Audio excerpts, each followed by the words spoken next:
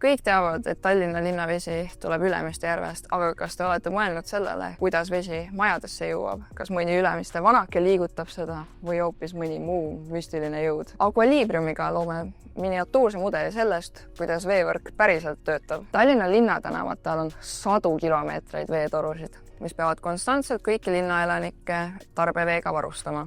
Ülemiste järve kõrval asuvas veetöötlusjaamas olevad pumbad tagavad, et ükski linnaelanik ei jääks ilma veeta. Meie mudelis puudub pump, mis vee liikuma paneks. Seega kasutame selleks hüdrostaatilist rõhku, mis arvutatakse selle valemiga. Valemist järeldub, et mida kõrgem on vedeliku sammas, seda suuremat hüdrostaatilist rõhku avaldatakse. Ja just seetõttu kasutame meie veetorni.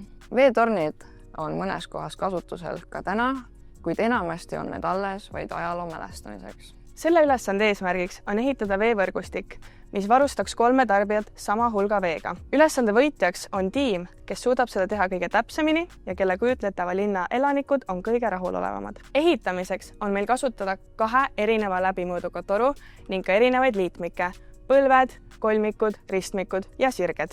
Veevõrgu ehitamisel tuleb silmas pidada, et peavoolik oleks ühendatud sõlme number 1 ja ka, et kõik torud peavad olema alusmatil näidatud siniste joonte peal. Ja ka, et ülesanne liiga lihtsaks ei jää, võib alusmatil jääda maksimaalselt 8 liini tühjaks. Ehitamise käigus võib oma mudelit proovida nii palju, kui soovi on ja ka teha muudatusi.